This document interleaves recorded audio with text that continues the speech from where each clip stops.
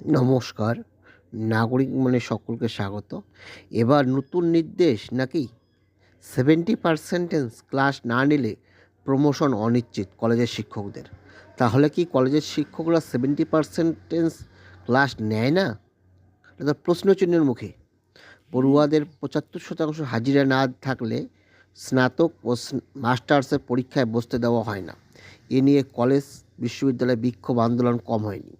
অনেক সময়ই পড়ুয়াদের তরফে পাল্টা দাবি উঠেছে, ক্লাসে টিচারদেরও হাজিরা বাধ্যতামূলক করা হোক। এতকাল তা নিয়ে উচ্চশিক্ষা মহলে শুধু চর্চাই হয়েছে। সেই পরিস্থিতিটা বদলালো।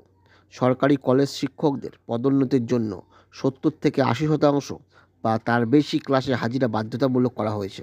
কারণ সরকারি কলেজ শিক্ষক শিক্ষিকাদের জন্য উচ্চশিক্ষা দপ্তর যে নির্দেশিকা প্রকাশ করেছে তাতে জানানো হয়েছে ক্যাম্পাসে ৭০ থেকে ৮০% ক্লাসে হাজিরা থাকলে তবেই তাদের প্রমোশন হবে।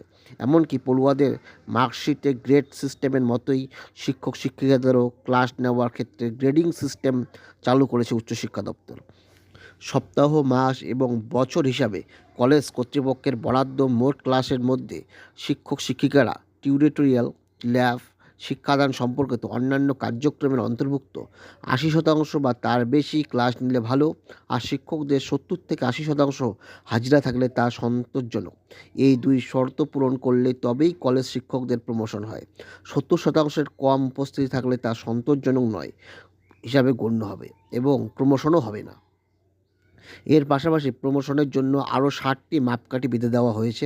তার মধ্যে রয়েছে কলেজের বিভিন্ন প্রশাসনিক দায়িত্ব পালন, যেমন বিভাগীয় প্রধান, চেয়ারপারসন, ডিন, পরিচালক, সহ সমন্বয়ক, ওয়ার্ডেনের মতো দায়িত্ব ঠিকঠাক পালন করা। কলেজ ও বিশ্ববিদ্যালয়ের পরীক্ষা ও মূল্যায়ন সংক্রান্ত নানা দায়িত্ব পালন করা এবং পরীক্ষার খাতার সঠিক মূল্যায়ন। এর পাশাপাশি পড়ুয়াদের ফিল্ড বেস কার্যক্রম যেমন student club, career counselling, study visits যুক্ত থাকা প্রমোশনেরও শর্ত হিসেবে গণ্য হবে। এছাড়াও যুক্ত থাকতে হবে পড়ুয়াদের সেমিনার সহ সাংস্কৃতিক অনুষ্ঠান, খেলাধুলা, এনসিসি, এনএসএস এবং কমিউনিটি পরিষেবায়। পিয়ার রিভিউড জার্নালে অন্তত একটি একক বা যৌথ প্রকাশনা থাকতে হবে। এই বিষয়গুলির মধ্যে 3টি বিষয়ে যুক্ত থাকলে সংশ্লিষ্ট শিক্ষক বা শিক্ষিকার পারফরমেন্স ভালো হিসাবে গণ্য করা হবে।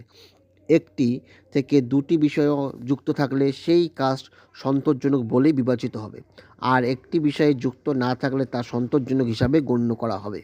বিকাশ ভবনের খবর, 2025-এর 1 জানুয়ারি থেকে আপাতত সরকারি কলেজ শিক্ষকদের ক্ষেত্রে এই পদোন্নতির বিধি চালু হচ্ছে। আর আগে যাদের পদোন্নতি বকেয়া রয়েছে তাদের ক্ষেত্রে পুরনো সিস্টেমেই প্রমোশন হবে। অর্থাৎ 2025-এর 1 জানুয়ারি থেকে আপাতত সরকারি কলেজের শিক্ষকতার ক্ষেত্রে এই পদোন্নতির বিধি, এই বছর না, 2016 থেকে 25 থেকে। তার আগে যাদের পদোন্নতি বকেয়ার আছে তাদের ক্ষেত্রে পুরনো নিয়মেই প্রমোশন হবে। এরপর ধাপে ধাপে সরকারি সাহায্যপ্রাপ্ত কলেজ বিশ্ববিদ্যালয়ে এই পদোন্নতির বিধি চালু হবে। কলেজ বিশ্ববিদ্যালয়ের শিক্ষকদের পদোন্নতির ক্ষেত্রে উঠে যাচ্ছে কলেজ শিক্ষক ও শিক্ষিকাদের একাডেমিক পারফরমেন্স ইন্ডিকেটর অর্থাৎ এপিআই স্কোর। আর বিভিন্ন জার্নালে পাবলিকেশনের লেখা প্রকাশও বাধ্যতামূলক নয়। আবার অ্যাসিস্ট্যান্ট প্রফেসর থেকে অ্যাসোসিয়েট প্রফেসর হতে গেলে পিএইচডি থাকা বাধ্যতামূলক। কলেজ শিক্ষকদের এই পদোন্নতির মূল্যায়নের কমিটিতে থাকবেন উচ্চশিক্ষা অধিকর্তা ও বিশ্ববিদ্যালয়ের 2জন প্রতিনিধি, বিষয়ভিত্তিক বিশেষজ্ঞ এবং সংশ্লিষ্ট কলেজের অধ্যক্ষ। পশ্চিমবঙ্গ সরকারি কলেজ শিক্ষক সমিতির তরফে উচ্চশিক্ষা দপ্তরের জারি বিজ্ঞপ্তিতে 7 দফা আপত্তি জানিয়ে সোমবারই বিকাশ ভবনে চিঠি পাঠানো হয়েছে। এখন দেখা যাক এর প্রেক্ষাপটে কলেজ এবং বিশ্ববিদ্যালয় অর্থাৎ উচ্চতর শিক্ষায় কী ধরনের অবস্থানের পরিবর্তন হয়। ধন্যবাদ।